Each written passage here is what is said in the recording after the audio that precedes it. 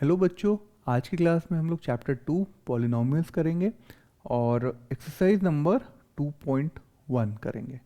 ठीक है, तो क्वेश्चन देख लेते हैं। Question number 1, the graph of y equal to p of x are given in figure below for some polynomials p of x। Find the numbers of zeros of p of x in each case. हमें क्या ढूंढना है? Number of zeros of p of x। ठीक है, सबसे पहले definition of zero पता होनी चाहिए। ठीक है, नंबर ऑफ जीरोस, सबसे पहले जीरो क्या होता है? जीरो, अगर मैं ग्राफ की बात करूं, कोई भी पॉलिनोमियल p ऑफ x है, वो x को कितने बार कट करता है। अगर वो एक बार कट करता है तो नंबर ऑफ जीरोस 1 होगा। अगर वो दो बार कट करता है तो नंबर ऑफ जीरोस 2 होगा। अगर वो एक बार भी कट नहीं करता है तो नंबर ऑफ जीरोस 0 होगा। और अगर वो टच करता है बस एक्स एक्सिस को, अगर पॉलिनोमियल p ऑफ x अगर एक्स एक्सिस पे टच करता है, तभी भी अगर वो एक बार टच करेगा तो वो एक जीरो काउंट होगा। ठीक है, तो सबसे पहले डेफिनेशन लिख लेते हैं। तो zero of a polynomial p of x is the x coordinate of the point where the graph of y equal to p of x intersects the x axis। Clear है बच्चों? तो zero of a polynomial p of x is the x coordinate of the point where the graph of p of x intersect the x axis। अब पहला case देख लेते हैं। पहला case हमारे पास है। अब यहां पे हमें क्या दिख रहा है? p of x is a line parallel to x axis। बच्चों बताओ, क्या कभी दो पैरेलल लाइन कभी इंटरसेक्ट करेंगी? नहीं करेंगी। तो अगर इंटरसेक्ट नहीं करेगा एक्स एक्सिस को ये पॉलिनोमियल p ऑफ x, तो इसका मतलब क्या होगा?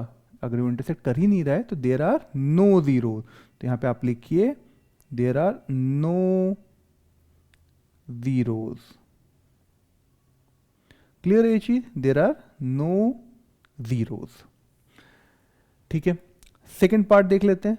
सेकेंड पार्ट में अब आपके पास पॉलिनोमियल है। पॉलिनोमियल क्या है? कुछ इस तरीके का, ये दिस इज योर पॉलिनोमियल, और ये एक्स एक्सिस पे कितने बार कट कर रहा है? एक्स एक्सिस पे सिर्फ एक बार कर रहा है। वाई एक्सिस पे भी कट कर रहा है, पर वाई एक्सिस को हमें जीरो, जब भी जीरो ढूंढेंगे तो वाई एक्सिस पे कितने बार भी कट करे इससे हमें फर्क नहीं पड़ेगा। ठीक है, हमें सिर्फ एक्स एक्सिस पे वो कितने बार polynomial p of x cut कर रहा है। ठीक है, तो हमें क्या दिख रहा है? एक कट कर रहा है। तो नंबर ऑफ जीरोस कितने होंगे? यहां पे आप लिखिए number of zeros is equal to 1। Clear है ये चीज? Number of zeros is equal to 1।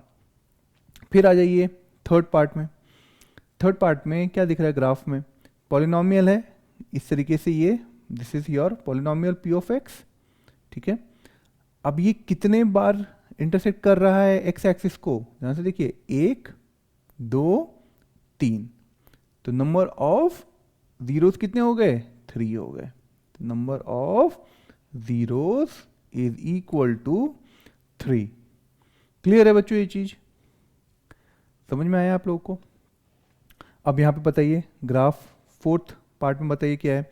This is, ये कुछ पॉलिनोमियल है, इस तरीके का पॉलिनोमियल है आपके पास, और ये कितने बार कट कर रहा है यहाँ पर एक्स एक्सिस को? 1 2।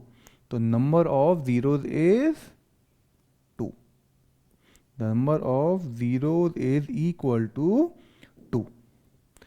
ठीक है,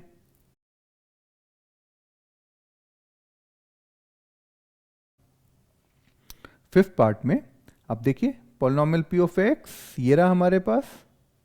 ठीक है, और ये एक्स एक्सिस पे कितने बार कट कर रहा है? 1 2 3 और 4 टाइम। तो नंबर ऑफ जीरोस कितने हो जाएंगे? 4। Number of zeros is equal to 4। Clear है बच्चों? ठीक है, समझ में आया है क्या बात बोला मैंने? सिक्स पार्ट में देखिए, ये पॉलिनॉमियल ऐसे चलता है और इस तरीके से मूव करता है। ठीक है, तो आपके पास एक बार कट किया एक्स एक्सिस को, ये टच किया तो ये भी सबसे कट ही कर रहा है, एक दो, ये थर्ड। तो number of zeros is equal to 3 in this case. तो बच्चों समझ में आया आप लोगों को? बेसिकली ये समझना था हमें कि कोई भी पॉलिनॉमियल नंबर ऑफ जीरोस कभी भी काउंट करना है तो सबसे पहले जीरो समझना है। जीरो होता क्या है? जीरो वो पर्टिकुलर एक्स की वैल्यू होती है जहाँ पर वो पॉलिनॉमियल की वैल्यू जब वो पुटअप करते हैं तो हमारे पास जीरो आ जाए।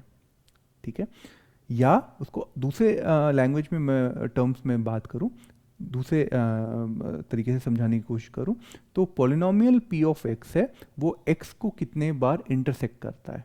अब इधर देखिए, अगर मैं फिर से वापस से इस वाले ग्राफ 2 की बात करूं तो आपके पास क्या दिख रहा है? इस पर्टिकुलर पॉइंट पर एक्स की ऐसी वैल्यू पुट करी जहां पर इस पी ऑफ एक्स की वैल्यू क्या हो गई? पी ऑफ एक्स की वैल्यू क्या हो गई? जीरो हो गई। इसीलिए इसको जीरो ऑफ पॉलिनॉमियल बोला जाता है। ठीक है, समझ में आया? ठीक है बच्चों, आई होप आप लोगों को बच्चों समझ में आया हो। अगर फिर भी किसी पॉइंट पर अगर आप लोगों को लग रहा है कि नहीं समझ में आया है तो काइंडली से कमेंट करके हमें बताइए ताकि हम लोग आप लोग की और अच्छे से हेल्प कर सकें। ठीक है, तो मिलते हैं अगले लेक्चर में एक्सरसाइज नंबर 2.2 में।